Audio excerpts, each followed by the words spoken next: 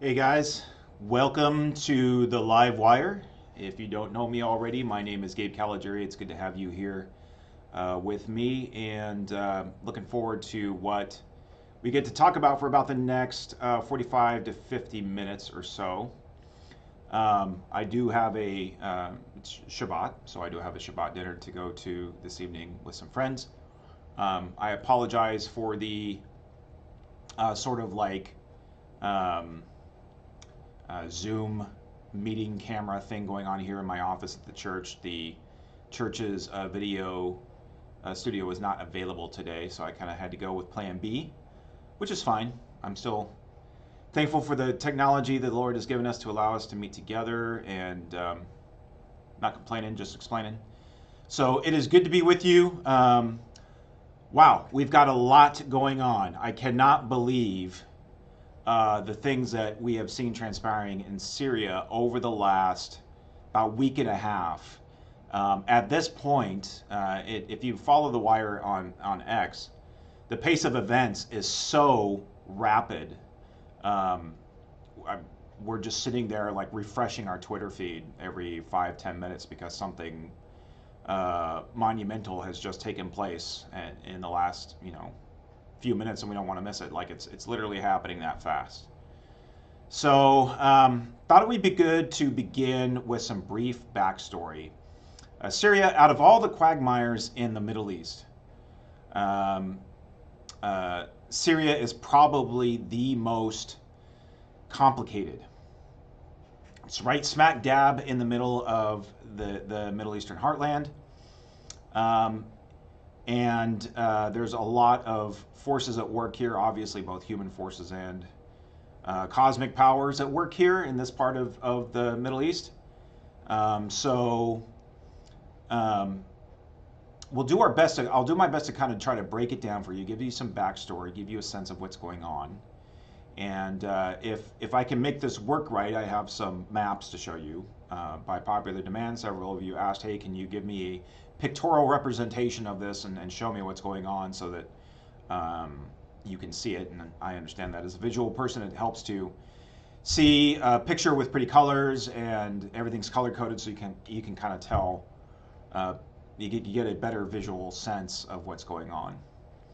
So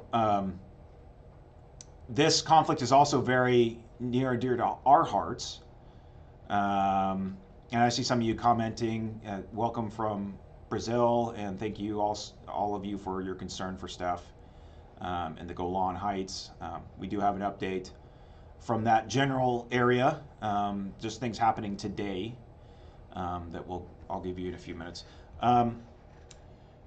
In terms of what this conflict means for us. So many of you know, if you followed FAI for any amount of time, that the Syrian revolution began towards the beginning of the Arab Spring. The Arab Spring was a period of time in the Middle East when we began to see, and there were different causes and forces involved in this movement, but there's demographic shifts happening and political shifts. There was a war in Iraq and the overthrow of Saddam Hussein's regime. And there was this new generation of millennials and Zoomers coming up who had access to mobile technology. And we saw this sort of uprising sweep across the Middle East, beginning in Tunisia, that led to the downfall of that regime, that dictatorship, followed shortly by the big one, which was Egypt, and the end of Hosni Mubarak's regime there in early 2012. Replaced by an elected government that was led by the Muslim Brotherhood, and then there was a counter-revolution, and they kind of went back to military dictatorship, secular dictatorship. And in most of the other countries where you had this uprising, it didn't end peacefully with the resignation of a dictator. It ended with, or it's still ongoing with, a civil war. Syria being one of those examples. Obviously, Libya, Muammar Gaddafi's regime came to an end, and that country is still to this day split somewhat east-west between two competing factions.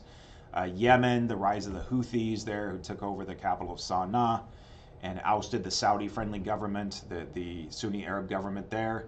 and there was a civil war there, followed by Saudi intervention. But Syria was really the big one, and that began in early 2011 when there were some young boys in southwest Syria, which is kind of the heartland of the revolution, who got arrested for some anti-regime graffiti. Young teenage boys arrested by the regime, tortured and killed, and their bodies dropped off to their parents, and that sparked this massive street demonstration movement, not unlike what we saw in Iran a couple of years ago after the beating death of Masha Amani for not wearing her headscarf correctly. In this case, it was the death of these boys that kind of sparked this movement. At first, it was seemingly peaceful. They were out in the streets and chanting, and they wanted the end of the regime. They wanted fair elections. They wanted all of these things. And instead, the Assad regime, being what it is, which is just a brutal dictatorship, and Assad is a thug,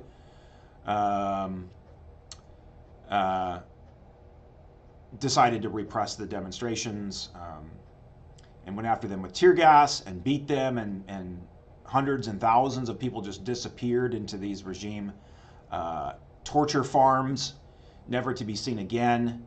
And what began happening instead was you had dozens and then even hundreds of officers in the Syrian military defecting and forming what was at that time called the Free Syrian Army. Before I go any further in explaining how that dynamic worked, I want to show you, let's see if this works. I want to show you a map of Syria. Hopefully you can all see this. It looks like it's up on the screen. If it's not, then please chat me and let me know. So many of you have probably, if you're following along on Twitter or been watching on the news or whatever it may be, you've probably seen a map like this showing Syria and maybe some of the surrounding countries. And all the colors represent different factions of the war. And those are very helpful and very good. I'm going to show you some of those maps in a minute. But I think it's always important to start with the map that underlies all of that sort of geopolitical, military current, so to speak. Is you want to look at the undercurrent, right? The undercurrent in Syria and in Iraq and in Turkey and in Israel and everywhere else in the Middle East. The undercurrent is the ethnic and religious divisions, okay? So when the Middle East was divided up after World War I, it was mostly divided up by Britain and France, the Sykes-Picot Agreement that some of you might be familiar with, and these sort of, I don't know if you can see my mouse pointer there. So France got kind of Syria and Lebanon, and then Britain got what was at that time called Palestine, the Palestinian Mandate, Jordan, and Iraq. And they drew these borders around these countries that were not at all representative of the people groups that lived there. There were political considerations there, but definitely not ethnic or religious considerations. So what you see here is the different ethnic and religious groups in the Middle East. All of the yellow are Sunni Muslims. Okay, that's one of the two main branches of Islam. And you can see Sunni Islam straddles the Syrian and Iraqi borders. This is where the ISIS Caliphate was, by the way, which was a Sunni jihadist organization. And they controlled much of the Sunni territory for 3 to 4 years. The green territory is Shia Islam, so in southern Iraq, and then they don't have Iran colored, but Iran would be all green. They're 12 are Shias. And then Lebanon has a sizable Shia community. And then here in Syria, this little sliver of Syria over here, that's smaller than Lebanon, is where the Alawite Muslims live. Alawites are an offshoot of Shia Islam. And the Alawites control the government. Bashar al-Assad and his family, his father Hafez al-Assad, when he took over the Ba'athist party in Syria and then took over the Syrian regime, he is not a Sunni Muslim. He's an Alawite Muslim. And they're a fairly small minority from just this one portion of Syria. This is their heartland. And then down here you've got Druze, which is, they wouldn't call themselves Arabs, but they're Arabic speaking, and they have their own non-Muslim religion. And some Christian groups in here, and other groups here along, kind of along the border with Lebanon and towards the Golan Heights. Okay, so when the revolution began, a big calling card for the revolution was that it was led by Sunnis in Sunni territories. That Sunni Muslims in Syria were tired of being oppressed by the minority Alawites and their government in Syria. Very similar dynamics to Saddam Hussein's regime. In Iraq, Sunnis are the minority and Shia are the majority. And Saddam Hussein was a Sunni Muslim, and so you had similar dynamics in Iraq during the war, when there was uprisings by Sunnis and Kurds, especially the Sunnis in the south, because they were the majority of the population. So as you had this revolution building, and then once there was no political outlet for it, right? Because if you don't give people a political outlet for their frustrations, they're going to turn to insurgency. They're going to turn to violence because they don't feel like they have a voice and they're disenfranchised. That's exactly what happened in Syria, right? As you had army officers defecting and joining what was called the Free Syrian Army. Turkey, which is Sunni Muslim, began supporting those rebel groups. Saudi Arabia and the UAE and Qatar began supporting those rebel groups.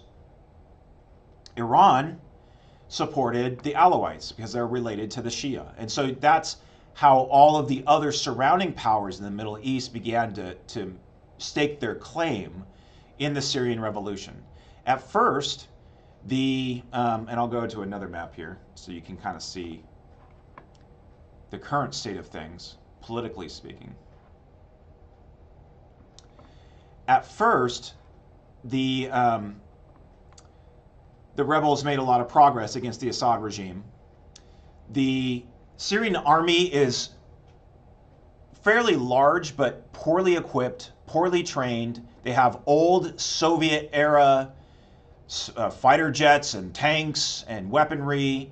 He's got some chemical weapons, which he used against his own civilians, but for the most part, he doesn't really have advanced modern weaponry. They have some air defenses, they have some rockets, maybe Scud missiles, but nothing like the advanced weaponry that Israel has, for instance, or that Turkey has to a certain degree, or certainly not the Western nations have.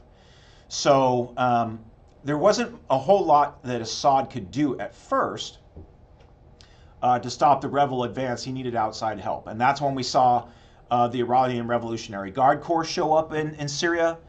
That's when Hezbollah came from Lebanon and began to kind of stake their claim over here in Syria, especially along the border with the Golan Heights, because they had a vested interest in that region.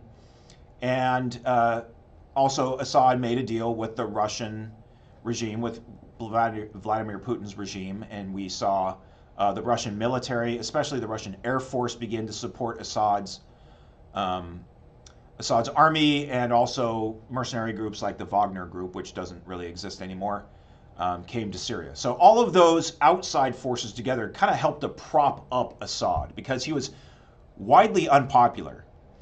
And the only chance he had were to be able to pay off his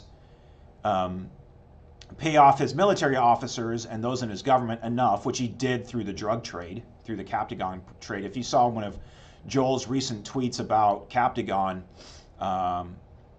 which is a horrible opioid drug, the Assad regime is the largest manufacturer and exporter of Captagon across not only the region, but now it's made its way into Europe and is even coming over to North America. A horrible drug. But that's his largest export, and that's his largest stream of revenue, is the drug trade. So Assad is basically a narco dictator at this point, and that's how he's managed, with that and the help from his friends, that's how he's managed to stay in power. So as he and the Iranians and the Russians were slowly dislodging the rebels from different parts of Syria, both up here in the north and mostly down here in the south. The south is where the revolution actually began, and then in cities like Aleppo up here, which we'll talk more about in a minute, and Homs especially, the regime just bombed these cities into oblivion. To this day, Homs is still mostly in ruins. It was very sad. The Russians and the Syrians just bombed civilian neighborhoods indiscriminately with so-called barrel bombs that they just dropped out of helicopters. The Russian Air Force used cluster bombs. People talk about Israel committing genocide in Gaza, and it's nothing compared to what Assad and Russia have done in Syria over the past 12 years. They literally bombed these cities into submission. And then what they would do is, as the rebel forces would finally surrender, they would give them safe passage out of the city or out of their positions wherever they were. They would put them on buses, these kind of infamous green buses, and bus them up to Idlib province, right up here in the corner of Syria, right across the border, the Turkish border from Antakya, which is biblical Antioch, by the way. And so you had tens of thousands of Syrian rebels just streaming into Idlib province in 2015, 16, 17, 18. And the regime slowly took over. All this light green was just 2 weeks ago red, except for this little kind of darker green corner right here. That's Idlib province. And for 5-6 years, that has been the only place, besides this little patch of desert down here, Idlib has been the only place where the Syrian revolution survived, where the rebels still controlled territory. And obviously they were receiving assistance from Turkey and from other Sunni Islamist actors around the Middle East. But they were confined here, and there was something called the Astana Accord between Russia and Iran and Turkey that they all got together, decided how they were going to kind of carve up, this area and how they were going to, deconflict to not have this turn into a war that they got dragged into, because although Russia and Turkey were on opposite sides of this conflict, they don't want to go to war with each other. And so they kind of worked out this deal where Turkey set up bases here in Idlib, and then there were kind of outposts along here. There were Russian bases and IRGC bases and Turkish bases, and they were all kind of facing each other. And it was just a Mexican standoff like that for about 5 years, and nothing was happening. You'd have the occasional shelling, you'd have occasional airstrikes, but not much was going on. Meanwhile, the regime had to pull out of the east, right, to defend all of this area, and the Kurds took over all this yellow territory here and formed an autonomous government called the Syrian Democratic Council, or the Autonomous Administration for North and East Syria. It is a democratic government within Syria. It's not officially recognized as a sovereign nation, but it's got its own sovereign or autonomous, I should say, government. The Kurds they have elections every few years. The Kurds are the majority in this area, and they kind of run the government, but they share power with local councils in all of these areas. Some of them, like especially here around the Euphrates River, are Arab majority. So there are Arabs that have joined the autonomous administration. There are different minority groups here, Assyrians who are Christians up here around the border. So this has been a little enclave of peace and security and freedom in the Middle East, surrounded by dictators and jihadists. And when ISIS exploded out of the Syrian desert in 2014 and moved up here in this direction towards the Turkish border and moved out in the eastern direction and took Mosul and were pushing down towards Tikrit and even Baghdad at one point, it looked like they were unstoppable.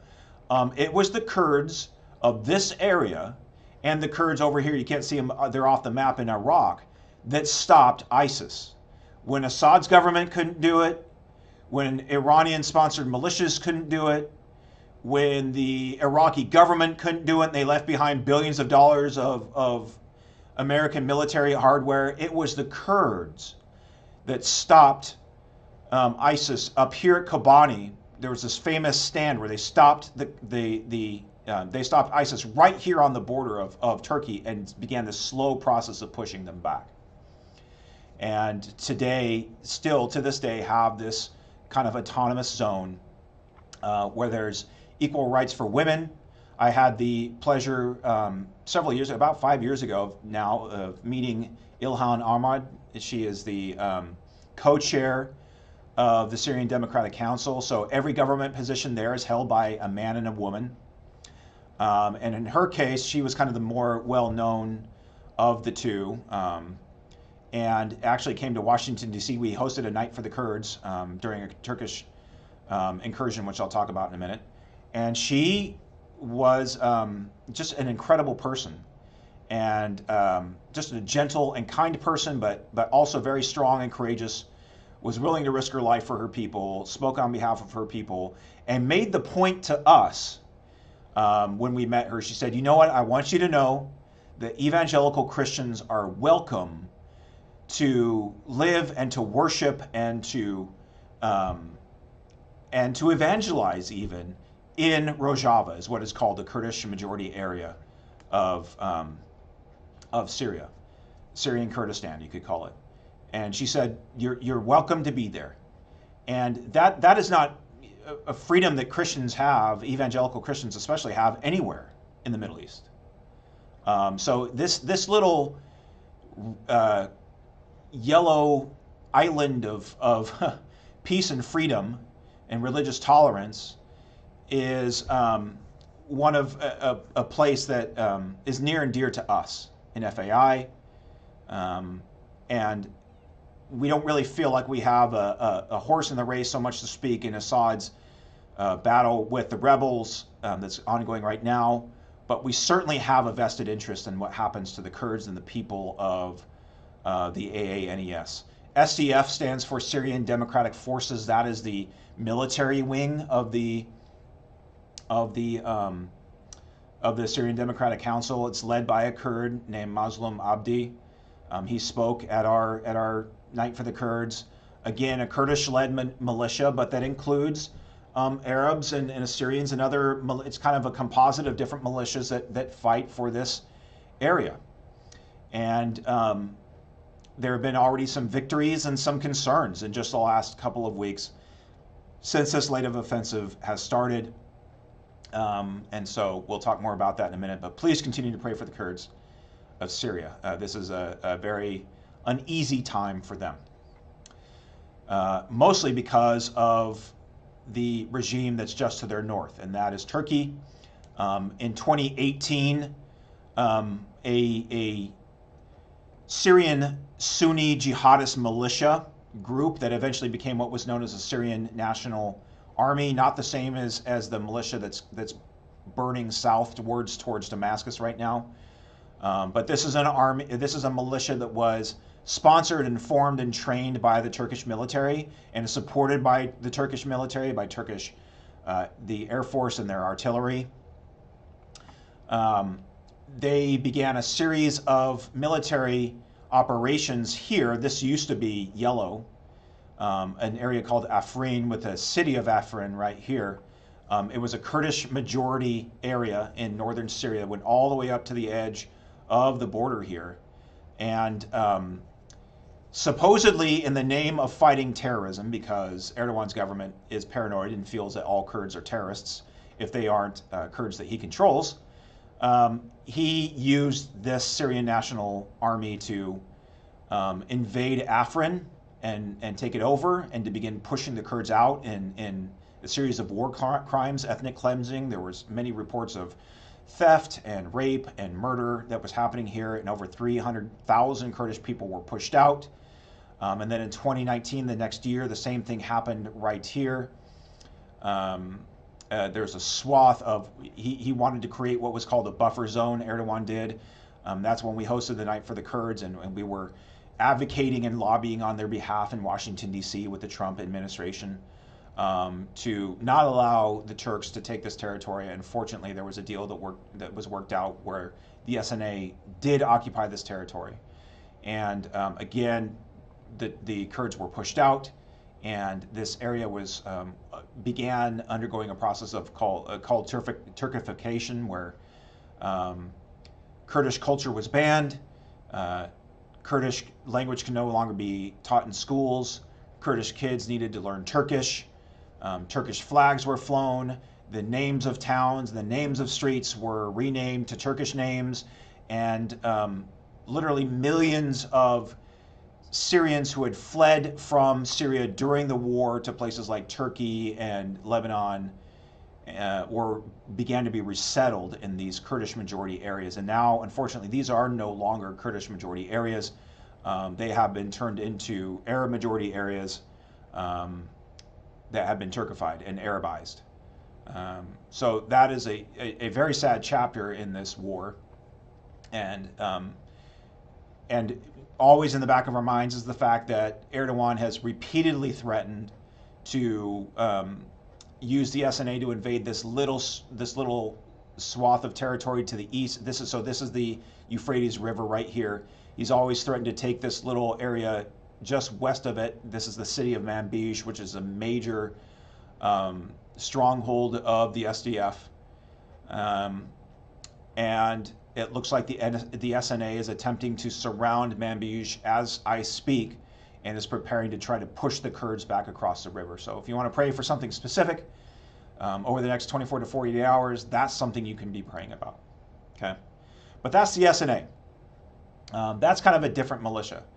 The militia that is pouring over the border of Idlib into central Syria and pushing in a blitzkrieg right now towards Damascus is named Hayat Tahrir al-Sham. This was one of several rebel groups that were kind of holed up here in Idlib province. There were several kind of competing rebel groups that didn't always get along with each other and fought with each other once in a while. They weren't Turkey's favorite group. They are led by a man named Abu Ahmed al-Jilani, who is, that's his nom de guerre anyway, that's his Islamic war name. He is Syrian. He was born and partially raised in Saudi Arabia before going back to Syria. When the United States invaded Iraq in 2003, he went to Iraq and joined what was then called Al-Qaeda in Iraq. It was the Iraqi chapter of Al-Qaeda. Some of you, especially Americans, might recognize the name Mossab al-Zakari. That was the leader of Al-Qaeda in Iraq in those years. So he joined Al-Qaeda in Iraq, fought against American soldiers there, kind of rose through the ranks of Al-Qaeda. And then when the Arab Spring broke out and this war began, the Syrian Civil War, he went back to Syria and he planted the Al-Qaeda chapter of Al-Qaeda, or he planted the Al-Qaeda chapter in Syria, in this part of Idlib province. So at first, HTS was known as Al-Nusra Front. It was the Al-Qaeda chapter of Syria that had pledged allegiance to Osama bin Laden, and after bin Laden was killed, to Ayman al-Zawahiri, who was his successor. And they took orders from Al-Qaeda Central. Al-Qaeda in Iraq eventually became ISIS and broke off from Al-Qaeda. And there was this attempt to keep Al-Nusra Front over here together with Al-Qaeda in Iraq, or with ISIS, and they tried to get al-Jablani to pledge allegiance to a guy named Abu Bakr al-Baghdadi, who you might recognize that name as well, from a very famous Donald Trump meme on the internet. So there was an attempt to keep these guys together. It kind of broke down, and al-Jablani just wanted to be his own man, and Jolani wanted to form his own organization, and so he broke off from, supposedly anyway, he broke off from all foreign influence and created a national organization called Hayat Tahrir al-Sham, which stands for Organization of the Liberation of the Levant. Levant is Syria, Lebanon, Jordan and Israel, basically that whole swath of fertile land here west of the desert. So that's how HTS came to be. HTS is still an Islamist organization that believes in Islamic government. You could compare them easily with the Muslim Brotherhood. These are not secular rebels like what you might have seen here in southern Syria near the Israeli border. We'll talk about that in a minute. And beginning in 2018, 2019, once that separation from Al-Qaeda was complete, al-Jawlani began to build his militia. He began to consolidate his power over Idlib in here. He began to negotiate with different opposition groups. He began to acquire new technology, drone technology and other types of technology through Turkey. He wasn't Turkey's first choice. He wasn't their pet jihadis. That's still the SNA up in here. But Turkey obviously was willing to work with him. And this was the only way in or out of Idlib was through the land bridge of Turkey. There's no seaport. There was no major airport. You couldn't get there through the regime-held areas. So he had to kind of make a deal with Turkey to get stuff in and out, and received support from Turkey in the intervening years. And really beginning in the COVID years, 2020 and on, began building his militia and biding his time and waiting for the right moment. And as he began to recruit and as he began to make alliances with other rebel groups and kind of consolidating his power over Idlib, he made himself kind of a popular leader. And he saw what happened to ISIS in the ISIS years. He saw that when you go full jihadi in all of the brutality that ISIS just kind of reveled in between 2014, 2017, where they were releasing these high definition videos of beheadings and murdering Christians, Egyptian Christians on the beach in Libya, and shooting Ethiopian Christians in the head in Egypt, and beheading journalists and burning Jordanian pilots to death in cages, and taking Yazidi women as sex slaves and murdering hundreds of thousands of Shia and Yazidis and others in Iraq.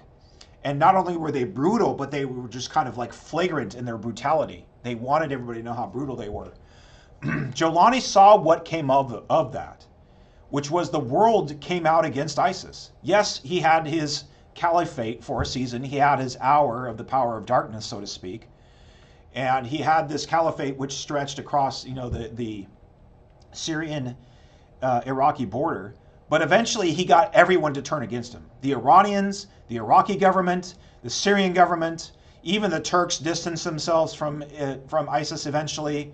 The Russian government, and most of all the American military, which came in there and with help with the Kurds on the ground, completely wiped out the ISIS caliphate. Jawlani saw that and decided he was going to go in the opposite direction. He was not going to be the Al-Qaeda guy that went full Islamic State.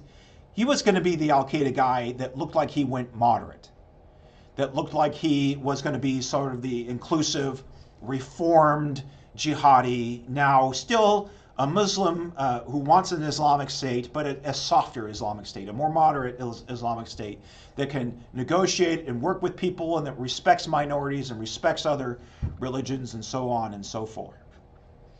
That being said, he nonetheless obviously wanted to overcome the Assad regime and was just kind of biding his time for that to happen. That opportunity came this fall when Operation Northern Arrows broke out into full all-out war between the Israeli Defense Forces and Hezbollah in southern Lebanon. And there were those series of tit-for-tat exchanges of rocket fire and airstrikes between Israel and Iran, and Israel completely decimated Iran's air defenses. Israel has been slowly chipping away at the IRGC and Syrian regime inside Syria, thousands of airstrikes over the past decade. And then completely decimated Hezbollah in southern Lebanon with Operation Beeper and taking out the Radwan unit and completely wiping out their top leadership and pushing them out of southern Lebanon. And so the entire Iranian axis, which includes the IRGC and the Syrian regime and Hezbollah, is very weak right now, very vulnerable, and Jolani saw that his time had come. Russia has been very occupied in Ukraine, has had to dedicate more and more of its military assets just to keep the front lines static in Ukraine, let alone make progress there. And so the Russians, who used to be fairly well dedicated to the Syrian conflict just 3 or 4 years ago, now are distracted in Ukraine. There's still a very key strategic Russian seaport here just south of Latakia, which is kind of the Alawite heartland here in Tartus. So all of this red territory now is what still belongs to the Assad regime. And this is all here in light green, from Aleppo all the way down to Homs, is what the HTS and their allies control now. I just posted today an interview that Jolani did with CNN. It's fascinating. I highly recommend everyone take a few minutes to watch that interview. This guy is slick. He's a good communicator. He's an excellent military leader. He has done an excellent job over the past 4 years preparing for this moment, and it looks like it just might work. I can't believe I'm saying this, but after 12 years of this stalemate in the Syrian revolution, it looks like the regime is finally going to fall, and it looks like this HTS, these reformed jihadis in the old Al-Qaeda franchise, are going to take over the Syrian government. Guys, that's massive. They're definitely taking Homs because the regime is already withdrawn. From what we see, the regime is preparing to make some kind of last stand here north of Damascus. But even with Damascus, they can't commit their most elite forces. They can't commit their best assets here in Damascus because they need that for the Alawite heartland over here. They need that for Latakia. They need that for Tartus. So what I would expect to see here in the next few days is, I'd say yesterday I was telling my friend 50-50. Now, guys, I'm like 80-20 that this is probably going to happen. That we're probably going to see these rebels take Damascus. That we're probably going to see almost all of this turn green within the next few days. And then all that will remain in red is right here. There will be a front line right here along the M4 highway, and that'll be it. And the map will surprisingly look very much similar to the sort of ethnic and religious division maps that I showed you earlier, where this will all be controlled by a Sunni regime with the Kurdish area up here. This is the Kurdish heartland right here around this corner of Turkey and Syria and Iraq and Iran, and the Alawites confined to their ancestral homeland over here. So what this means is Israel is trading a land bridge that goes from Tehran in Iran to their doorstep in the Golan Heights. They're potentially trading that for a land bridge that goes from Turkey down south through Syria to the Golan Heights. And what we've seen happening in the Golan Heights in just the last 12 hours, this is literally happening like, there's probably 10 things that have happened since I started this live stream. So in just the last few hours, what we've seen is the rebel groups that really started the revolution down here have already risen up against Assad and control over 70% of Daraa province, which is right down here, along the Israeli Golan Heights. So those same rebel groups that the IDF worked with during Operation Good Neighbor, when FAI was sending medical teams into southwest Syria to set up medical clinics, the IDF had this relationship with these rebel groups that were actually moderate rebel groups. They weren't Al Qaeda or anything like that. They just hated Assad. Um, and the Israelis worked with those groups to send our teams into southwest Syria to set up medical clinics in the areas that they controlled. And when the regime took over that area, unfortunately, the FAI team had to leave very suddenly, within a day, within a day's notice. And it looks like those same groups are now beginning to branch out again from Daraa and retake some of that territory. And so Assad is literally being boxed in from every direction, and the walls are closing in on him around Damascus and this sliver here of the Alawite heartland is what it's coming down to. In the east, the Kurds have taken Deir ez-Zor, which is previously regime held here along the Euphrates River. With help from the U.S. military, the U.S.-led coalition, they took this territory and now kind of control the western bank of the Euphrates River. So that's a good development. And they've also taken this border crossing at Al-Bukamal, which is the border crossing with Iraq. Why is this important? Because this is a major stop on the land bridge between Iran and Lebanon. And this was a main way that the Iranian regime, the IRGC, transported weapons through Iraq into Syria to support the Assad regime, and then into Lebanon to support Hezbollah. That border crossing is now controlled by the Kurds with help from the United States Air Force, which means that Iran, and I guess you could say and Iraq, is cut off from this conflict. Already the Iranians were starting to send their Iraqi militias, their pet militias in Iraq, into Syria, and thankfully the American military said not gonna do that, and they sent the Kurds to take this border crossing with air support. So literally all the doors are closing around Assad right now. And the writing is on the wall. The enemy is at the gates, at every gate, and they're breaking the gate down. And it's just a matter of, I think, just probably a matter of how many days now. It's literally been a blitzkrieg, and if you know what that word means, it's a German word that means lightning war. This has been a lightning war where it's moving so fast that there wasn't time for Assad's regime to organize itself, and they've just been collapsing. They've just been capitulating. And what we're beginning to see is, just like at the beginning of the revolution, many in the upper tiers of Assad's army, many of the mid-level officers are starting to defect again. And you've even got the Druze community down here near the Israeli border that are starting to rise up as well and take some of their communities near the border. So it's a free-for-all at this point. It's just, there's a power vacuum and everybody's rushing in.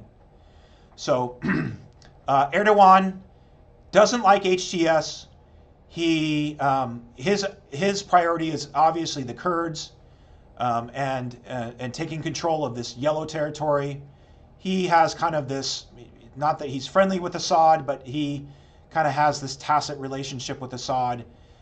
He was not in favor of the HTS offensive. He has frozen HTS assets inside Turkey, actually.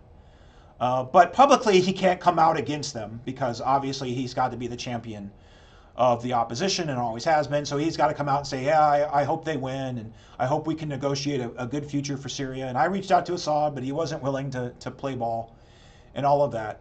Secretly, he's seething right now because these aren't his pet jihadis and they're stealing his glory. And the HTS is, as of right now, has struck a deal with the Kurds. And so the Kurds are fighting against the SNA, that other Turkish-sponsored rebel group. But HTS has made peace with the Kurds for now. And Assad definitely doesn't like that. And again, al-Jilani wants to present himself as, I'm not a dictator, I'm a liberator, I'm going to come in and we're going to take out this regime and we're going to set up almost exactly what the Kurds have right now in the autonomous zone. We're going to set up councils, regional councils, where all the different regional governments can operate independently, and all the different minority groups can have their own autonomy. And he makes it sound very egalitarian, very liberal, very, tolerant. And he's trying to portray, at least for now, trying to portray himself that way in the international media and to the Syrian opposition, to the Kurds, to Christians. He has appointed a Christian bishop from one of the traditional Syrian churches to a government position in Aleppo. And he's actually kicked the SNA out of Aleppo, so he's not cooperating with them right now. So very, very interesting to see this development. And so anyway, I hope that makes a little bit of sense, hopefully clear as mud for you. That's where we stand right now. And I don't have too much longer, maybe 5 or 10 minutes. Sorry guys, I talk a lot. So I will click back over to my happy smiling face. And if you all got a few minutes, feel free to go ahead and post your questions in the chat, and I will do my best to answer them for you. And I think we're just going to have to do this again. Just not enough time in the day for this right now, and don't want to work too hard on Shabbat. We want it to be a restful day, but at the same time, these are consequential times. I felt like we needed to hop on and have a conversation, and want to hear your feedback, want to get your questions, and we're definitely going to do this again very soon. Again, if you don't follow The Wire on X, if you're on X, if you're brave enough to venture out into the Twitterverse, please follow us at FAI_wire. We're posting constantly. I mean, we can't keep up. And a little hack for you that many of you have caught on to is a lot of what we're doing is just sharing the posts of, a lot of our content isn't original content. We're sharing our trusted sources with you and crowdsourcing them so you guys can follow them too. And often what we've seen is many of our followers are following those sources and also posting them as well. So we just become a platform for many of our either local sources or news outlets that we trust, many of them independent journalists or certain news outlets, local news outlets especially, that we trust. And so we want you guys to pick up on that too. There may be a day that I get hit by a bus, God forbid, or something else happens, and we're not around to do this anymore. And so we want to decentralize this, right? We want to make it open to all. So, okay, here we go. You are welcome, Thomas. Angela, could Jelani be the Antichrist? That is the $1 million question, isn't it? He could. Can't say he's not. If he walks like a duck and quacks like a duck and is a duck coming out of the right pond, so to speak, in the right region of the world, then yeah, maybe. He's certainly coming from the right region of the world that the biblical prophets point to Turkey, Syria, and northern Iraq as the heartland of that empire, of the antichristic empire. How that would work with Turkey and the Turkish government, there's always this assumption that it would be the Turkish government kind of taking over Syria and Iraq. That's a scenario, a possible scenario here. Could it be him?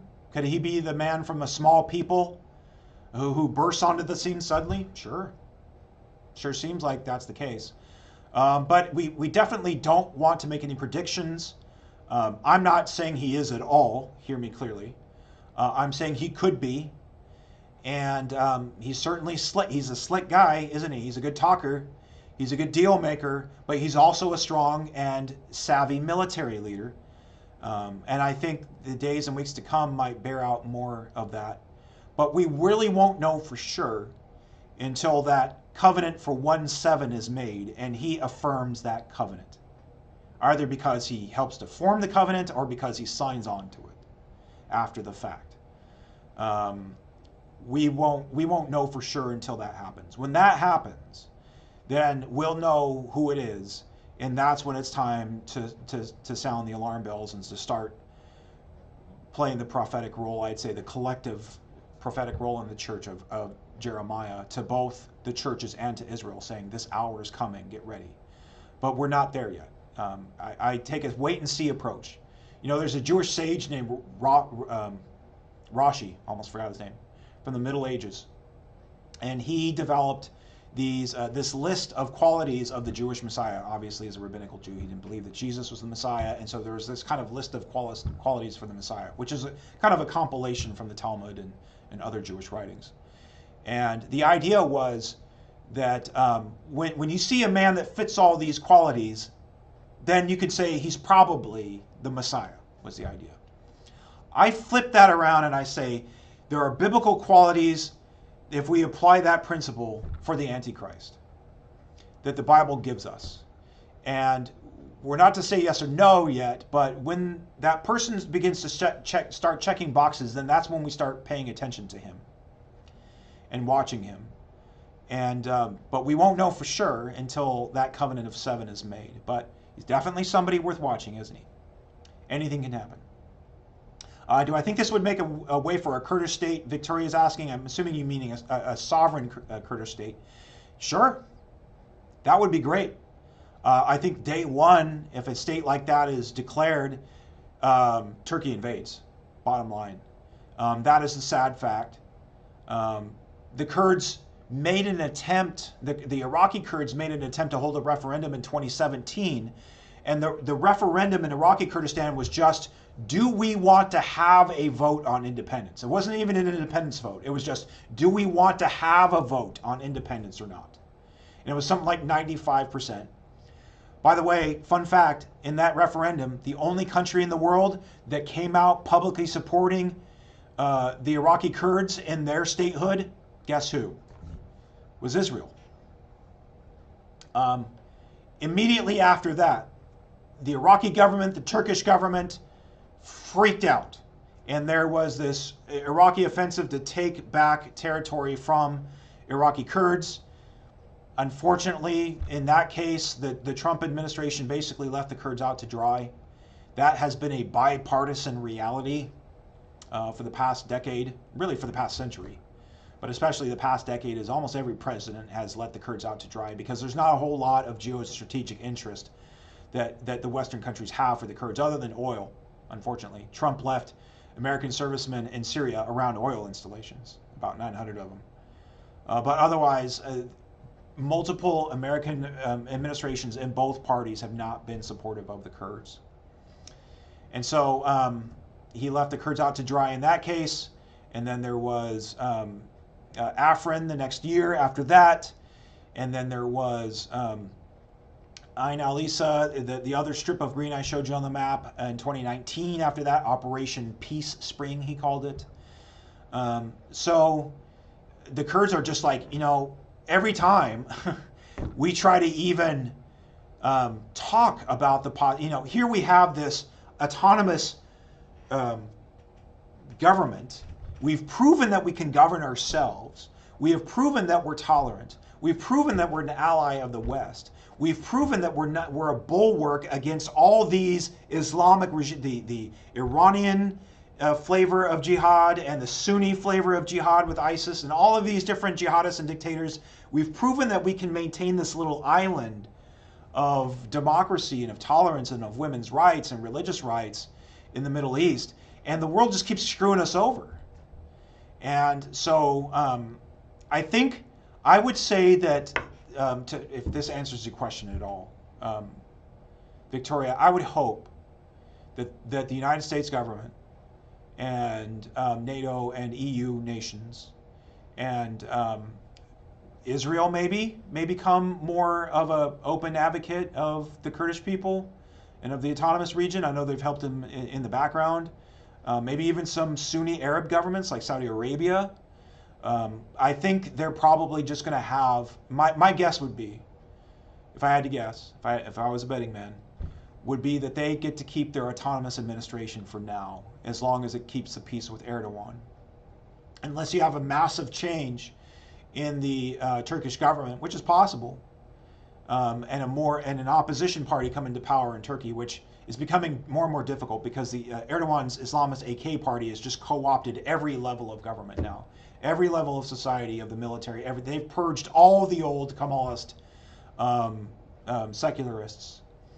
So I think he's pretty much he's learned from Putin how to do that and maintain the illusion of a democracy, but still maintain power over the central government. And so I don't think Erdogan may die or resign in 5 years, but it'll be his son or it'll be one of his handpicked successors after him, most likely. And I don't ever think that that party will allow another party to come into power unless the regime collapses somehow. I think the only regime, other than Assad's regime, the only regime that's in danger of collapse at this point is the Iranian regime. So do I see the ram and the goat playing out as Iran and Turkey respectively? Possibly. So it's not entirely clear to us whether or not that's a future event or not. And Joel kind of went through this a couple of years ago, where for a while we kind of played around with the idea that maybe the ram and goat war, that portion of Daniel 8, where the two-horned ram comes charging out of Persia, I think it's northeast and south, across the region, and then is stopped by this goat, this shaggy goat, with one large horn that crashes into it and breaks off the ram's horns, and then fills out across the region and then breaks up into 4 parts. And out of those 4 parts, in one of those quadrants of the ram's, of the goat's empire, comes the little horn, right, or the Antichrist. So the question was, is that ram and goat war still future, or was that only historical? Historically speaking, that was the Persian Empire, was the ram coming out of Persia. The 2 horns of different sizes were the Medes and the Persians. And the shaggy goat was the Greek Empire, the Hellenistic Empire of Alexander the Great. They just flew across the entire Middle East. He conquered the entire Middle East in less than a decade, which in the ancient world was amazing. He did it by the time he was 30-something, early 30s, and then he died. And after he died, his son didn't survive long. There was a short little shake up there between his generals, and then a civil war between his generals. And there were really only 3 that came out of that were stronger empires, Hellenistic empires, Greek empires, including the Seleucids in the north. That was Antiochus Epiphanes. He's the ultimate king of the north of Daniel 11, historically speaking, and the king of the south, which was based in Alexandria, Egypt. So the question is that future or not? In general, we would lean in the direction of saying no, because what we've seen in all of those prophecies of Daniel 7, 8, and 11 is that the future component seems to begin when that antichristic figure is introduced, when the little horn or the king of the north, the final king of the north, is introduced. We would say that's the case with Daniel 11, for instance. Beginning in verse 21 is when we meet that final king of the north. There's no way to interpret the first 20 verses of the chapter in a future sense. That's all historical. There is a way to interpret verses about 21 through 35, both historically and future. So there's kind of this overlap between historical and future in that portion of the prophecy. And then in verse 35, the prophecy becomes almost entirely future because there's no historical application for it. If you read Daniel 11, 35 through 40, there's no historical parallel. And so that seems almost to be like a prophetic handshake or handoff that happens in these prophecies is Daniel, through the Spirit, is prophesying about, for him, future events, is several hundred years in the future. For us, historical events now, right? So there's a near future prophecy and an eschatological or far future prophecy for Daniel. And then at some point it blends together with the eschatological future, with the events right before the coming of the Lord, right? The return of the Lord. And then it's only exclusively at the end of the prophecy, the day of the Lord. It's not Antiochus. It's not any other historical figure. It can only be the Antichrist. We could be wrong. We're not dogmatic about that. There could very well be a war between Iran and Turkey. I don't think either one of those governments right now wants a war with each other. I don't know what would provoke an all-out war where armies are crossing borders and fighting with each other in the Middle East. Could happen. A lot of things could happen right now. So we're definitely not counting that out. And, I'll be happy to admit it if I'm wrong. I just don't see that in the text. So if we're starting with the text and applying it to current events, if we're reading the newspaper through the lens of the Bible and not the other way around, then that's how I would see this right now. Yeah. Thinking future as it could be. Yeah. Yeah. Could be foreshadowing. Erdogan does have a big air force. He has the second largest ground army in NATO. And so, besides the United States, after the United States, way bigger than any military in Europe. Not the most modern army. He definitely doesn't have the kind of technology that, say, for instance, the Israelis have, or other NATO member states have, or that Dubai, the UAE has now that they've bought F-13 fighter jets from the United States and other advanced military hardware. So Turkey has been denied some of those purchases, and but they have a big military. I mean, they could push for sure. You're welcome. Recapitulation certainly possible. Certainly possible. There's a lot of things that are unclear. I'd say prophetically, that could go either way. I don't see it geopolitically for now. I don't see why Turkey and Iran would want to go to war with each other unless it was some kind of existential issue. Can definitely see Turkey taking advantage of the situation to invade northern Syria and Iraq for sure, and kind of build the revived Ottoman Empire that they want, taking Cyprus. This definitely does seem to be the opportunity to dig deep into the bucket and grab out as much as you can. Gives them 1 foot in the west and 1 foot in the east, absolutely, and that is absolutely the historical precedent. Constantinople, modern Istanbul, became the center of the Roman Empire after Constantine, after the 4th century, and then especially after Western Rome collapsed in Italy, endured for another 1,000 years. It was Constantinople, and the Byzantine Empire was the Roman Empire of the East for 1,000 years, and so it's always straddled the East and West, just because of geography, because of politics. Erdogan wanted to join the EU at one point. Turkey's been a NATO member state, so yes, Turkey straddles both the East and Western worlds. He likes trash talking the West a lot lately. He just did that the other day again. Talked about Western civilization collapsing, but he likes to straddle the fence too, and likes to play both sides. All right, guys. Thanks for joining. I think I've thrown enough Jeopardy trivia knowledge at you for today. Hopefully you have a slightly better understanding of this conflict. If not, please engage with us, as I said, on X, on Twitter. We'll do another live stream soon and give you more opportunities to engage with us. I gotta hit the road, go into Shabbat. So Shabbat Shalom, good Shabbos. Love you all, blessings, and Maranatha.